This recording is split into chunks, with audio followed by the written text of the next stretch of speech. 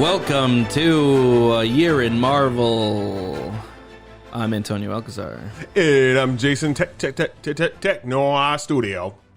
We are back with another episode of A Year in Marvel, Wanda Vision. Yep, we're doing Wanda Vision. We're down to 2 episodes left. Yeah. Hey, so as a quick aside, I recently saw a calendar for the Marvel releases for the next 4 years. Sure. And I don't think we're going to be doing this episode every week. What do you mean? I think that there are some weeks that they're not going to have a thing. Not until after Loki's done. I think in between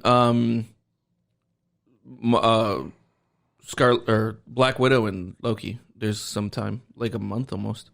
Maybe. Or something like that. Yeah. I wonder if maybe they're taking off that time because the new Star Wars is coming out. Yeah, maybe. Yeah. So if you guys are enjoying this, know that you're going to have some respites. Tiny little... No, we'll have other stuff to cover. Well, yeah, for sure. So. But just from this. A Year in Marvel, we'll have some respites. Maybe we'll do A Year in Star Wars, and we'll fill in the Star Wars shows. Nah. No. You don't want to cover good things? So I want to apologize for the last few weeks of some of the things I've said. Couple things. One, first of all, I'm done comparing or allowing Antonio to compare Wanda Vision to Chernobyl or any other HBO show from now on. We're not doing that anymore. He is off limits from doing that. From now on, because he points out that HBO is made for adults, from now on, I'm going to compare it to something else. Oh my God. In the same genre. Yeah, Star Wars. Compare it to Star Wars. The Boys. Okay, you can compare it to The Boys. That's fair. Both are on pay services. Sure. Yeah. Both are comic book shows. Yes. Both are dramas. Okay. One is clearly made for an adult audience. Correct. Of course. Yeah, of course. Well, what I'm saying is... But I'm saying both are dramas. One of them is not trying to cast the widest net possible. Right. It's just trying to be good. Yeah, if you compare it to Star Wars, I'm cool with comparing it to Star Wars. Because Star Wars is also a Disney property aimed at the widest net possible. Which I think is a fair comparison. So, you can't compare it to The Boys and be like, well, in The Boys they rip people apart, and let's do that now instead of at the end of the show. We'll jump right here. Okay. So, little departure. I'm cool with comparing it to Mando. Okay. Mando is like here, and by here I mean like A level. Okay. And WandaVision is like C level. Oh, interesting. Yeah. Mando is really good. What makes you say that? I'm getting there. Okay. Mando is really good. Yeah. And Wanda's good. It's fine. Few reasons I'm going to get into that here. Why that? Okay.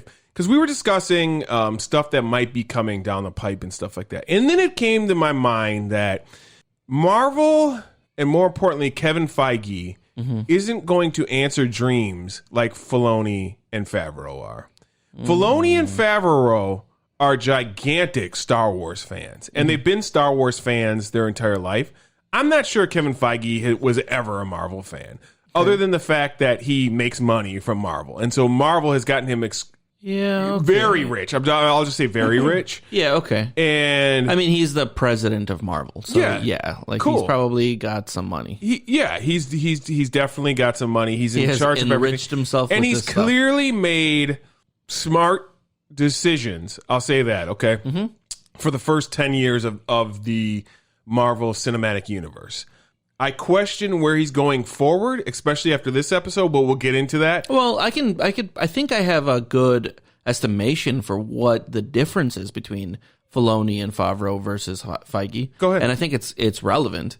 Okay. I think that there is a certain amount of difference in legacy. Not that one has legacy and the other doesn't. Obviously, they're both really old. I mean, you could properties. say that, but there's a difference in legacy. Star Wars has a bigger legacy than Marvel. Sure, yeah, and it has a more specific what's been missing in cinema legacy, in the sense that Star Wars started off with this very engaging mythology. Yeah, and then we have collectively decided that everything done after, or the most things done after Return of the Jedi were missteps in some way. Sure. That didn't live up to what we wanted out of Star Wars. Sure. And so Favreau and Filoni What they did was that they tried to correct that, to rectify that. Yeah. They tried to give us in cinema the things that we've been collectively asking for, or at the very least, trying to raise the bar to a bar that we're more collectively thinking is worth Star Wars, worthy of Star Wars. I think it's even more than that. I think they listen and they deliver. Okay, but hold on. What they're delivering is a different dream, though, because you said that that Favreau and Filoni are like trying to give us our dreams. Shit, we should have waited until after the episode to discuss this because there's definitely some stuff I want to get into from the episode that revolves around. Okay, well then let me finish this and then we'll start the episode. Yep. Okay, so the thing that I think Feige is doing is different. I think Feige is, for the first time, simply adapting a comic book universe into the movies. And I think that he's doing a fine job of it. I don't think that there's the same expectation or legacy expectation that Star Wars has. I think that it is just, how can we put comic book universes into cinematic universes? And so far, I think he's doing a good job. And make as much money as possible. Sure. But that's important too. Okay, I agree. But I think he's doing a good job of it. Because here's the flip that I want to flip, okay? Because I think the problem I have, and I understand, I equate it to sports, okay, right? Okay. One of the most frustrating things about, I'm sure some of you guys are sports fans, plenty of you probably aren't, but one of the most frustrating things about being a Green Bay Packer fan is that they're always good, okay? Mm-hmm. They're always good. They're rarely great, okay, right? And because of that, they keep being good because Packer fans are fine with being good. They're like, we're in the playoffs every year. We're in the fight every year. We have a chance every year. We're going to flip a coin every year. They're one of the big NFL legacy teams. Yeah. Right. Other teams over the last 10 plus years, and baseball is a great comparison too, have gone, we're going to be great for 1 year, put all our chips in, win the Super Bowl, and then we're fine being shitty for 5 years. Denver Broncos is probably the most relevant recent one. The more recent one, where they had like 2 Super Bowls. You don't think they'll have another good year next year? They're not going to have a good year for a while. Okay. They had 2 Super Bowls like over the course of like 3 years, I think. Sure. Lost one, won one. Okay, or maybe it was 2 years. No, I think there was a year in between, and then they came back and they beat the Panthers when Von Miller won the MVP that year. But they went all in. They bought a bunch of free agents, stuff like that, and they're like, we're going for broke. We're going to try to make this happen, okay? Yeah.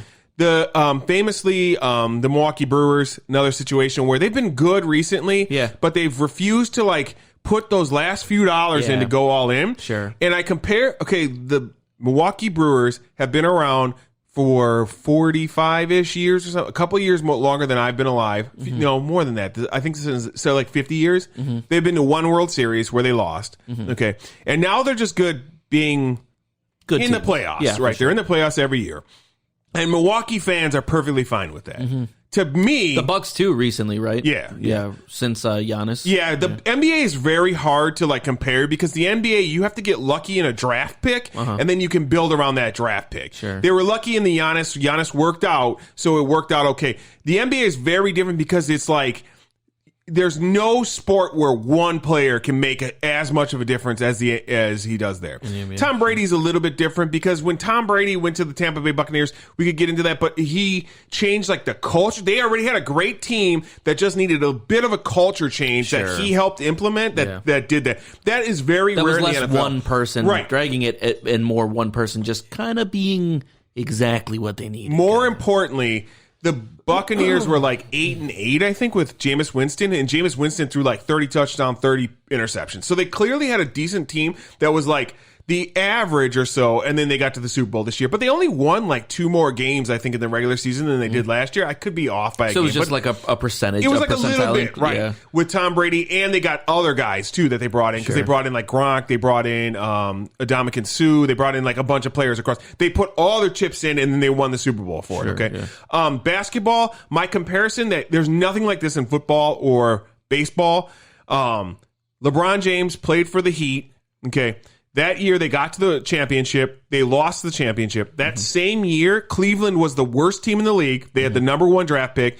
He left the Heat, went to the Cleveland Cavaliers. The Cleveland Cavaliers went from worst team in the NBA to the NBA championship that year. Jeez. Now, they lost to the Golden State because that Golden State team was insane. Yeah. But I mean, they went from last to second in Because one of year. one Right, guy. one guy. Yeah. And Kyrie Irving was pretty good, but it was really LeBron that went. I mean, they would have probably been like an outside playoff team without LeBron. Sure. But with LeBron, they went to the championship that year. Okay, so that is hard to do in any other sport. Okay, Sure, yeah. because one player makes up such a difference for that. Okay, So what you're in so what I'm going to do Yeah. here, what I'm comparing this to is I look at it like the comparison of DC and Marvel. Okay. Okay.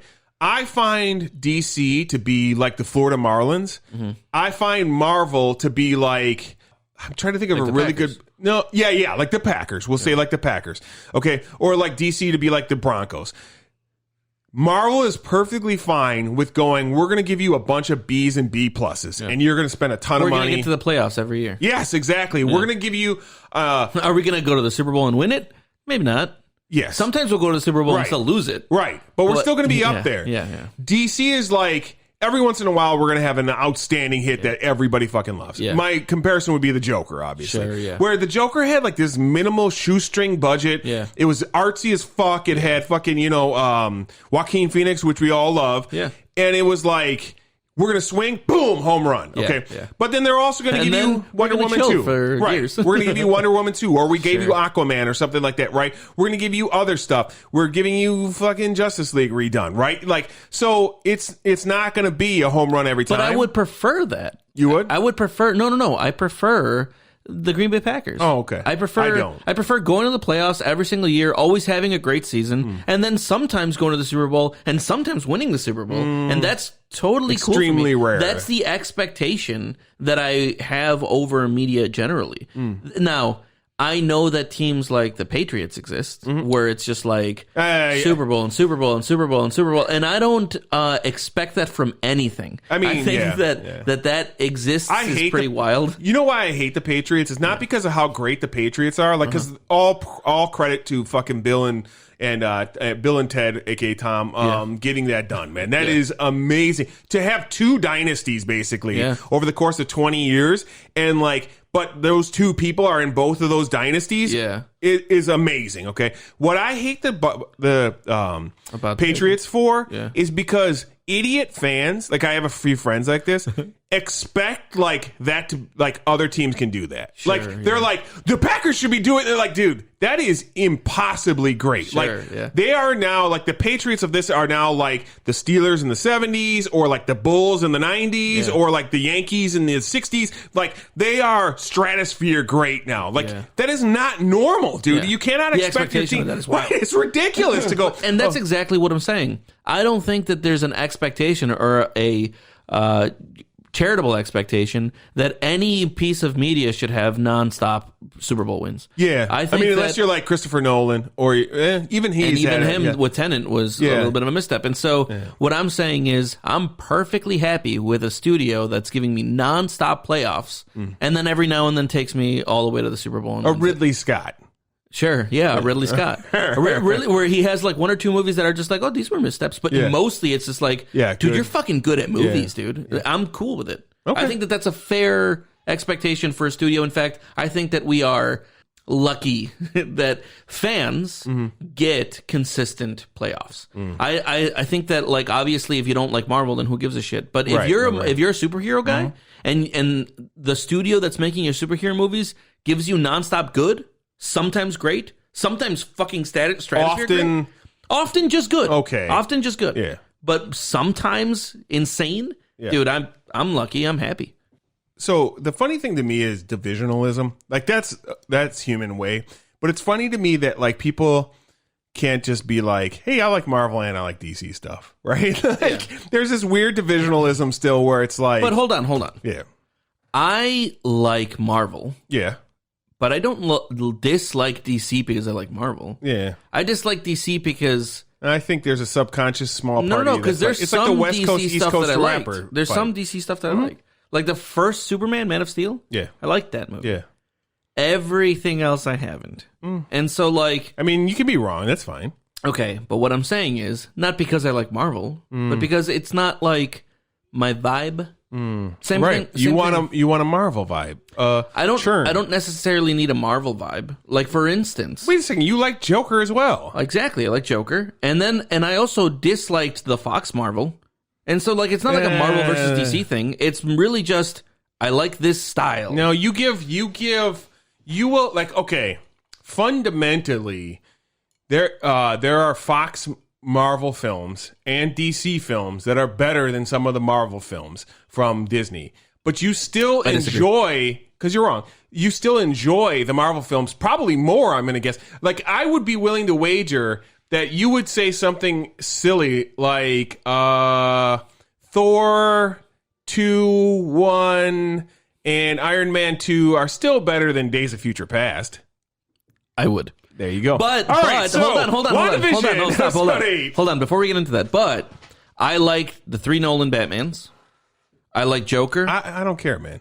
If you like the, I like Man of Steel. You displayed what I meant. Because what I'm saying is, you're saying it's completely because you have been brainwashed into the Marvel. The problem is that you have the way that you look at movies is completely different perspective. No. Yes. So I watch everything twice. I want to point out, I watch everything twice. Yeah. The first time I watch it as a film. The second time I just like to kick back and watch. Just to enjoy it. Yeah, for sure. Okay.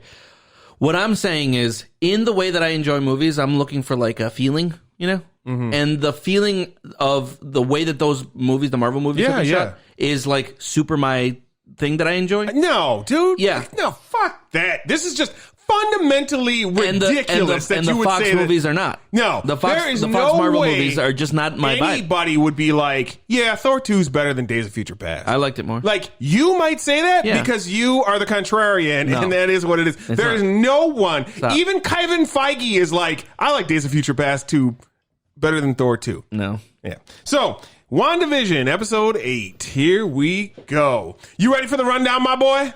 Give me that rundown. Here we get the rundown.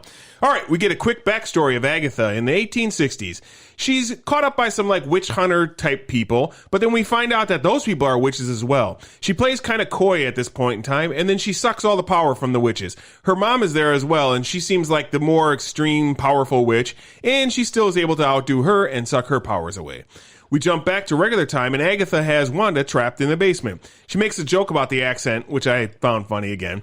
I will always find that funny. She reveals that Wanda has no power because of the ruins in her basement that are locking her there. Quickly, Agatha realizes Wanda doesn't really understand how she gained these powers in the first place. So she starts to dig through Wanda's past, and we start with her being a little kid, learning about her parents' death. We see where she gets her love for TV shows from. The bombs drop, and we see her first touch of power. The bomb wasn't a dud after all, even though that's what she's told herself. We jump over then to Hydra base. We see the sphere and how her powers were enhanced. We find out that the Infinity Stone just kind of enhanced the things that were already within her. Onwards, we jump over to the Avengers scenes, and we see her early dealings with the Vision. I think these were supposed to be taking place during Civil War? Or right before, around that period of time. So we get to see like extra scenes from that. Yeah, after the Age of Ultron. Yes. At the last scene, they're in the new Avengers base in the hangar, and they're just like Avengers Assemble or whatever. Right. And Wanda and Vision are there. Yep. Between that and Civil War, they were just kind of like Avengers. Sure. And this could have even took place after the incident at Lagos, in fact. It could have, for sure. Because it might have. That might have been where because she was locked down after that. All right, so we jump over then to see her heading towards the sword outpost and straight talks to the director. We find out that this whole setup was a lot different than what we first were expecting. He's not really a bad guy at all. He just kind of says that he belongs to us because he was made from our materials. Kind of. Okay. Well, she sees Vision's dead body, and she says goodbye to him, and then she heads on out. She drives over to Westview, and we start to meet all the people we've seen throughout the show. We see her take it over through her pure inside power. She creates Vision. This is why he cannot leave the bubble. We travel back to 2000's Westview, and the kids are screaming. Wanda comes running up, and Agatha has the kids in a chokehold, and she reveals she's the Scarlet Witch. Almost 8 minutes of credits this time, but we get another mid-credit scene. Back over to Sword, they reveal what they've really been working on, White Vision. White Vision. And he opens his eyes, and that's the end of the episode. Yeah. Can I ask a question? Of course. Please feel free. This is a safe space for you. Is there anything more cringe than 1860s Salem witch trials? Yeah. Why? besides Hell Power, is there anything else more cringe? Like, that is cringe as fuck, bro. And maybe not to you anymore, but like when that started off 1860s and she's a witch in 18, I was just like, of course she is. But like, because like Agatha everything Harkness was. I know it's silly. They're adapting the comic books, Jason. It's silly. You don't have to. Okay, Marvel has clearly told us we're fine taking liberties with whatever we want to. Sure. Well, what did you prefer? I hate 1860s Salem bullshit. Okay, well, you like hell powers, so you know. Also, let's go back to the sword situation. When he's saying he's a weapon made out of vibranium, it's not their weapon. I think it was made by Ultron. I mean, yeah, using stolen vibranium from Claw. It had nothing to do with. No. So why do they own him? Because he signed on to the Accords? Yeah, essentially. Okay. Because he's like, I'm good with you guys. I'm on your team. Yeah, no, then that body is owned by them. I mean, I didn't think that it was like malevolent. Although I did feel like, okay, so he is at the very least a shithole because he lied to the other SHIELD operatives. Who did he lie to? In his presentation. Yeah. In his presentation, he said Wanda came down, showed a video of Wanda coming down and stealing the fucking Vision. Well, she shows him like busting into the yeah. And then like that didn't happen, right? You know, so like it's just him being a shithead. I don't, or maybe like not. I'm not saying he's evil. I don't even know if he's just being a shithead. Okay, so he's government, body. And he's government, and sometimes government they would do the truth because it's for your own good. Like I think there's times I totally agree, and I even believe that in real life. I want to point out I think there are times where of course we don't reveal things because okay, of course. So we've talked about this in our military ones. So we will hit another apology. Oh boy, this time Jesus Christ from Antonio to Jason. That he was absolutely right in Scarlet Witch creating all this place and creating the hex. I see this coming. We got to see that. I saw it coming. Totally dumb. Yeah. Not a big apology, just a soft one because he did kind of hold it out. He was kind of like this middle of the road rider. Well, okay. So my thing about the Scarlet Witch having created all of this was just that I thought that she wouldn't be the bad guy. Yeah. Because I just didn't think that Disney would make one of the heroes a bad guy, and so I was just like, there's gotta be a bad guy. That's definitely disappointing. Of course. I think that making protagonists bad guys, villains, is some of the coolest shit in any series that I've seen. Like, for instance, my favorite show of all time is Breaking Bad. Yeah. And the main character, who starts off semi-good at least, like maybe pretending to be good, is a straight-up villain, the whole fucking time. And so I like that. I think it's compelling television to watch main characters grapple with. I think that when you watch a good guy or a compelling main character become a bad person, struggle with real or vice versa, things like that. I think it's super. Interesting. I love watching that character study, and so I agree with you. If we would have seen Wanda become a straight up bad guy, I would have been like, "What a cool show!" I mean, but is there anything? I'm cool with her not being the bad guy because I like Agatha Harkness as a character. I dig your comparison to Breaking Bad, but because I have never watched Breaking Bad, I can't really go off that. But I mean, Game of Thrones was masters at doing this in the early seasons, especially with like Cersei and Jaime and stuff like that. And kind of with Jaime, they would have done it perfectly. I mean, let's just disregard and also Tyrion too. Right. Yeah, Tyrion, of course. Because Tyrion kind of started off a shithead, and then he became like a compelling character, and Jaime started off a shithead and became I mean, Jaime starts off a villain, becomes a hero towards the second half of the show. Yeah. Also, I mean, you do that with, like you point out, Tyrion. Yeah. Tyrion kind of goes from shitty to entirely good to kind of shitty later. Again, back and forth. He goes from entirely self-serving to altruistic. Right. Which I think is a great...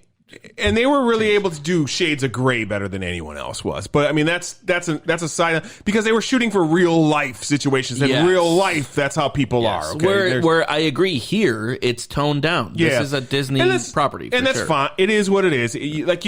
I really thought that's where because I was you were hoping for thinking for it was going to be more. You were hoping for HBO type, of course. And I was hoping for I don't know what HBO is when we're talking about this stuff. I was hoping for the boys level type shit where it was just much deeper. Yeah, but where nobody's really a good guy. Everyone's just kind of in it for themselves. I want to say something about this show. Okay. going into the show, I sat down and I watched This episode. Yeah, I'm sorry. Yeah. This episode. I sat down that night and I texted you and I said, I am not watching this show until I'm ready to go to bed because I'm not going to have a disappointing day again. No, yeah, because I don't want this to ruin my whole day, which I laughed at a lot. I know, I figured. So that night I sat down with my son and we watched Thor Ragnarok because he wanted to watch an Avengers film and I was like, hey, you want to watch Thor? And he was like, yeah. And I was like, Ragnarok would be perfect for him. And he was enjoying it. I got to admit, I was not enjoying it as much as I remembered loving Ragnarok? Thor. I still... Somebody asked me this weekend, what's your favorite Marvel movie? And I said, I think it's in between Spider-Man Far From Home, which I know you'll disagree with, and Thor Ragnarok. Those are, like, to me, those are, like, the best. Thor Ragnarok is a top 5 Marvel movie. Okay. That says something. Yeah, okay. That you were just like, about it? That you were kept it on it? Yeah. It made me realize all Marvel movies are, Yeah. And so I even made a comment to you. I said... I'm basically watching Snow White and the Seven Dwarfs. That's right. I wanted to... And I was like, because it's Disney. All of this stuff is just Disney shit now. And it's so I'm preempting my next comment by saying I was not in the greatest of mood when I sat down to watch Wanda Vision. This week? Yes. Okay. Because I was like, this Thor, like, I don't hate it by any means, but goddamn, some of these jokes are just so awful and like they go on forever. And I think like the repeat viewing of this does not hold up as well as some of the repeat viewings. Because, okay, the funny like conundrum I have with Marvel is I've watched other ones like Iron Man 3 and Iron Man 2 and been like, oh, this isn't as bad as I remember it. Whereas I watch Thor now and I'm like, this isn't as good as I remember it. So it's kind of a weird like dichotomy I have with Marvel right now. So I sat down to watch this show. And I wonder how much of this is influenced by our conversation. It might be. Because you're... historically a contrarian at times, and at times, and I think that maybe some of that colors your rewatches.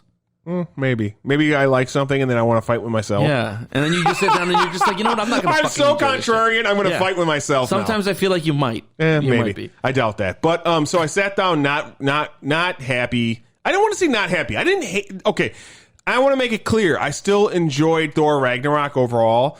I was just like, God damn, some of these dumb jokes were just too long. Like, and they're Disney, and Disney does that. Like, the thing where he's like spinning around and like he spins around, hold on, I'm coming back around or whatever, right? Like, okay, that's funny. And then he does it a second time, and that's not funny to me. So, they want to get mileage out of their jokes, bro. No. I sat down to watch this show, and then I watched the 32 minutes of this episode of television. Yeah. And I fucking loved it. What? Yes. What? I know. I know you might have thought where that was going. Yeah. I love this episode No of the way. show. That's cool to hear. It was probably the best episode of the season. First of all, it was adult from the start, adult through the end. Like, there was like a crack of a joke, and that was it. Like, this is my shit. This is because, okay, there are only a few genres of television. There's action, there's crime, there's documentary, there's dramas. And comic book movies, shows are either action or drama. Or kind of comedy sometimes. Yeah, well, all of them have some comedy, yes, okay. But this show is clearly shooting more for drama. It's not really comedy. I mean, it has nowhere near the number of jokes that most of the TV shows do. Or, I mean, not the TV, movies do. Yeah. And this one was like, there was like one joke cracked in the entire thing. Like, and I was just like, yeah. Not only that, I don't want to say I like it just because it was adult. Because it was fulfilling backstory, expanding on a character that we kind of care about, but we don't really know that much about, and really filling in all the behind the scenes of Wanda as a character, and also kind of touching on Vision a little bit. So I really loved this episode. It really informed her descent into madness in a way I believed. It was a great penultimate episode. Like, that's what, like, penultimate episodes are supposed to be like set you up for the finale, right? And because this isn't a repeatable show. When she was at that land, at the plot of land, and she just like, that's where she caved. Yeah. Dude, I bought it. Yeah. Like, I was like, yes, all of the things that you just showed me. Yeah. You earned this break. Not only that, I want to point out too, I love the sword ending because, like, there are things that happened earlier in the season that were just kind of like, what? like, all right, I guess, like this drone thing. But the fact that they were setting all that up because they were like, we know this drone's not going to kill her. We're just trying to get some of her power. And then, like that was so well done at the end of it. So like, I really like that as well. Like all of it was just, yeah, I liked all of it. So I say all that to that. That's cool, man. So you're excited for White Vision then? I'm okay. So now we can get back to our Star Wars talk. Okay. Kevin Feige isn't here to answer dreams. Mm-hmm. Okay. David Filoni, Jon Favreau, the Star Wars team is. Mm-hmm. They misshot with JJ a little bit because they were like, oh, you guys wanted Palpatine? Here's Palpatine. Okay, that was a mistake. But like, I think of things like Rogue One. Okay. Mm-hmm. Rogue One, they're like, here you go. You want something more serious? Here's your spy thing. Not only are we going to give you this cool spy thing, but you know what you've never seen before? Badass Darth Vader. We're going to give you badass Darth Vader, so badass that at the end you're like, if you don't have goosebumps, you're not a Star Wars fan. Get the fuck out. So it's true. And I think it was totally unneeded. I want to point that out. Not totally, just unneeded. But the fact that it tied to the first second of New Hope too. I didn't need that. Like, I didn't need that. We loved it. Or if you were going to give me that, I didn't need it to, because it kind of stepped on its own feet, that ending. Because in Star Wars, the first Star Wars, they're trying to play off like they don't have anything to do with anything. They're just like, we're just on a diplomatic mission. Sure. What are you talking about? And in Rogue One, he's literally like at the bridge of this ship. Yeah. Like seeing it escape with the plans. And then when he shows up, why would they even think to say something like that? Because it's still just it's Tantive 5 to the Tantive 5 is one of many ships like that. Okay. So I'm guessing that they didn't like track it down that second. In general, that's just a common ship. Okay. So I want to point this out. So that ship escapes. Okay. Vader now has to get back to his Star Destroyer, obviously, get his shit together, head on out. Okay. So I'm guessing they didn't catch him in that parsec. They were probably, God damn, am I a fucking nerd? But like, they were probably a few parsecs. You know what you're doing right now? Oh my God. You know what you're doing right now? You are explaining to me what your brain does for it to make sense in a way that you enjoy, just like I do with Marvel. So the other night, you're a Star Wars fan. So I was playing Star Wars Jedi Fallen Order the other night, okay, because I've been on a Star Wars kick lately, and I was playing Fallen Order the other night, and in that game, you play as like this Jedi, and I think it takes place during the Dark Times, I believe, so it's between Episode 3 and Episode 4.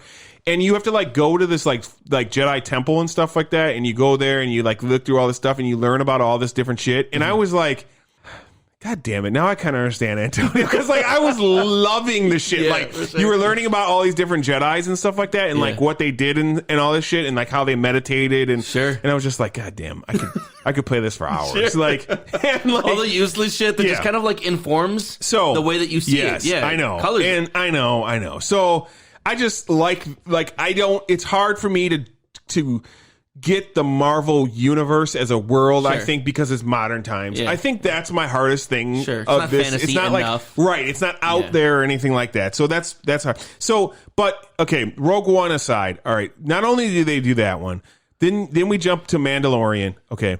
And I want to point out, there's a reason why I'm going to this. It's important. So, Mandalorian Season 2, I think, set up unrealistic expectations for every other thing that's not Star Wars on the Disney programming, specifically Marvel.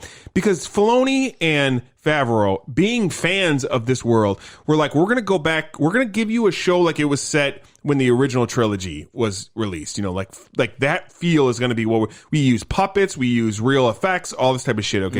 And I'm in the middle of a rewatch of Mandalorian Season 2. So they're like, dude, you like Boba Fett? We're gonna give you real Boba Fett, not some bullshit version of Boba Fett, not some child, not some heightened ideal of Boba Fett. Not every clone is Boba Fett, not child Boba Fett or his dad Jango Fett. We're just gonna give you straight up Boba Fett. Not only Boba Fett in the Slave One, dropping seismic charges, things you've only heard about and stuff like that, played out amazing. I still like this season was so perfect, and not only that, they're like, okay, we give you fucking Dark Troopers, okay? That was like a thing that was always talked about and stuff like that. And this season it got my dick hard. I'm going to be honest. Like the point when the Dark Troopers dropped down, I was like, okay, this is shitty that we're only seeing the Dark Troopers for 1 second and they're just stealing Baby Yoda and they're gone. But that was a tease. But we get right. Like I didn't realize what we were going to get later from them. Okay, I figured they were going to come back next season. I figured they'd be next season type of thing, right? Okay, sure. So because I figured they would milk it as much as they could. Okay, and then so not only do we get Boba Fett, do we get that? We get the seismic charge. Dude, I'll tell you, dude, that scene when he's flying away from that thing and those seismic charges go off, I was like a child, bro. I was just like, whoa! Right? Like, holy fuck. Yeah. And then, Luke Skywalker, obviously. Sure, okay, that was the X-1 pulling and pulling into that's the cap of it, right? For sure. So because we talked earlier that I don't think Kevin Feige is here to like answer dreams because like right now we're dreaming. You might not be. We, the viewers, every single person in the world besides you is dreaming like James McAvoy or like Michael Fassbender. Definitely not. And you want to know what's funny? I just talked to my cousin and my brother, who share a lot of the same like sensibilities that I do, especially in cinema. And they really want Fassbender and McAvoy too. Mm-hmm. Like, I feel like that is a very universal maybe idea. It's like, it's as close to Luke. You cannot get Luke Skywalker because there's no character in the Marvel Cinematic Universe that hasn't already been covered that would like Luke Skywalker. Like the closest you would maybe do, it wouldn't make any sense, but Hugh Jackman as Wolverine. Yeah. But like that wouldn't make any sense to bring him in right here. So like Michael Fassbender or James McAvoy or even like that dude, I can't remember his name that played Beast. Like that would be good enough, but it need to be like one of those people to be like Boba Fett or to be like the Dark Troopers or something of that nature. White Vision isn't it. Like I hope that's not like what they expected for us. I just don't think that they're there to answer dreams like we want to that level. Reed Richards would have been answering my dream. Richards would have been great too. You could even have one of the old the first actor that played Reed Richards like come in and then as long because there's nothing wrong with that original cast other than the fact that you can't use Chris Evans anymore, obviously. Yeah. But like that original cast was a fine cast. It was just that it was done by a shitty studio doing shitty things. Yeah. So, but I don't know. I'm so okay with starting over with Magneto and with Xavier. But then that's not going to give you the pop sort of thing that there's no reason to start over with those characters. I hear that it would be more fan service, but I don't need the fan service. I just want the characters. I don't need the actors. The actors were good, but this is the MCU. Just give me MCU. Doesn't mean anything. I know. Clearly not now. Because less and less every day. Especially after the multiverse stuff. Yeah, it doesn't need to be you already have people who want to play those roles, continue playing those roles, have been awesome playing those roles. Yeah. People already love those characters in those roles. Sure. So why not? I mean, why build new when you already have? Like, that's like saying, well, let's recast Doctor Strange. No, because he's in the MCU. No, because he's an MCU character. We can have a twist, and then it'll be a new Doctor Strange. It's fine because it's not a big deal. But that's what the point that I'm trying to make is that I like the consistency of the MCU aesthetic. Yeah. And you're bringing in Fox aesthetic. And okay, what I'm saying is that I like the consistency of the MCU aesthetic, and to bring an aesthetic from a different universe to me is jarring. To me, that's as silly and it's jarring in a way that I don't like. I can't see Kylo Ren show up in The Mandalorian like as a kid. Because the sequels have a different feel than The Mandalorian. It has a different touch to it. The sequels are more J.J. Abrams. Same universe, though. Same universe. Same universe. Well, what if they? What if they say that is the same universe? If they twist it and go, well, okay, Wanda is a Nexus entity now, and they're making that more and more a Nexus. Yeah, she is. In the comics and now more explicitly now. They've clearly made it so you know how we were talking about how this might be House of M and stuff like that. I now think there's no chance this is House of M. Okay. I think that. Because she's talking about how she's chaos magic. She's able to create things, okay, right? Yeah. So she's still a Nexus entity. Okay. In the comics and in the show, she is like a multiverse entity. Mm-hmm.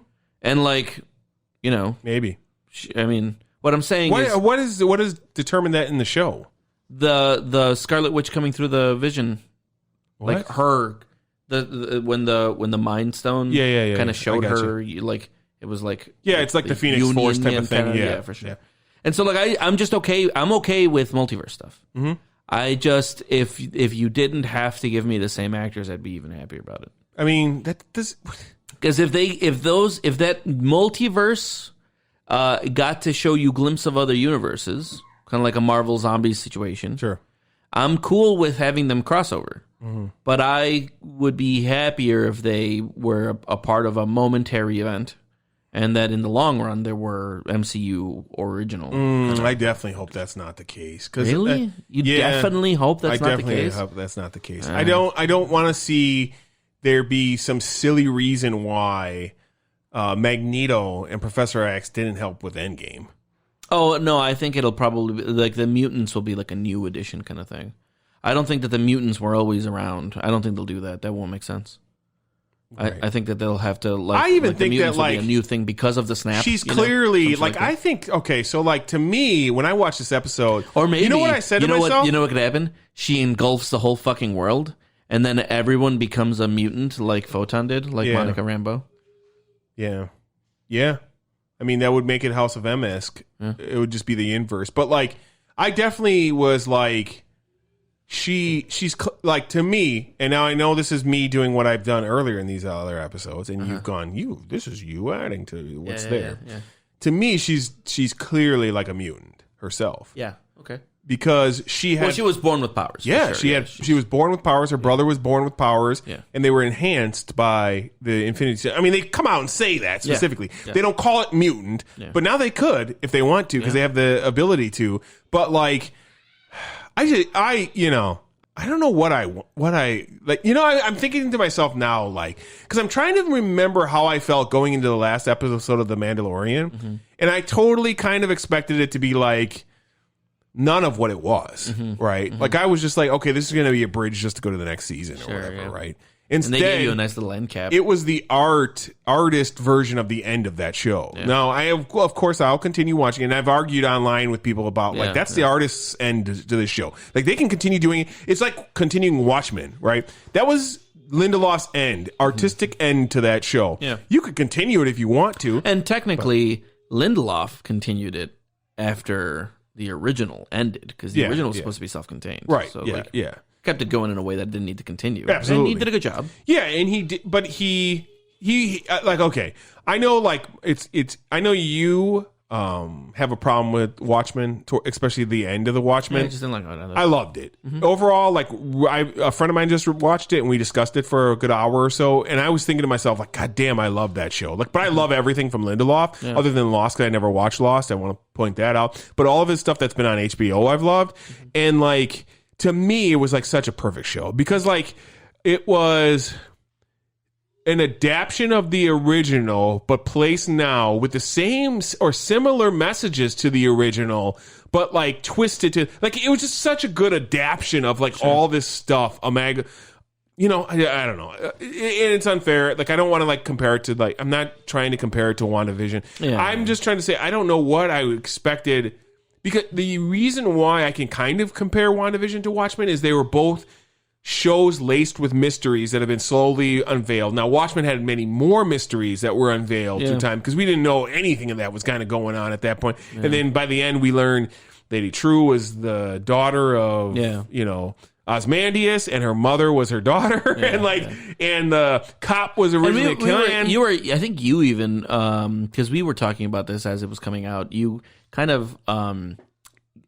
Guessed that the mother was going to be the daughter at some point. Yeah. And I was like, oh, I didn't even consider that. And then it ended up being the case. Yeah. Sure. There were a few things I get. I think one of the reasons I loved that show was because it made me feel smart. I figured out some of the stuff, but then it still gave me answers I didn't expect. Yeah. And like, obviously I don't expect WandaVision to do that because you're not working with a director who's like that trying to do something like that. This director is just trying to do something interesting in the Marvel Cinematic Universe that's more than the original. I'm still going to give WandaVision credit because I still think it's more interesting than most of the movies even are. Like it's still deeper. It's still got a lot more going on for it, but maybe that's only because of how it's being delivered to me. Like maybe like, you know, Winter Soldier would have been this level if it was delivered to me on a weekly basis, and there was this mystery, and they better held who Bucky or who the Winter Soldier was, and then it turns out to be Bucky later on or whatever. It's so funny. When I saw that movie, I was surprised when it was Bucky. Oh, really? Yeah. You know why? Because you've never read the comics and stuff. So I knew going in because it was Bucky because of the comics and shit like that. But yeah, it's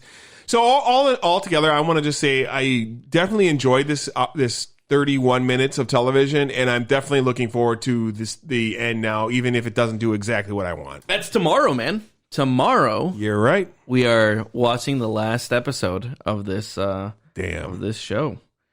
So yeah, I'm excited too. I hope it's something crazy. Yeah. I hope it's like Mephisto or some crazy shit. Some big fucking things though.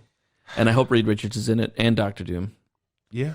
And I hope for all of the things, all my wildest dreams to come true. My wildest dream to come true would be if like this was going to be something great, like something like, what would be great? Old Man Logan. Old Man Logan would like be pretty Hugh cool. Jackman is old as fuck. Yeah, man. Yeah. I'd love that. Everybody listening, we will see you next week. When I'm disappointed because I made something that they never told me was going to be. I'm just excited to talk about the last episode next week. Me too. That'll be really cool. See you for the series finale, everyone. We oughty.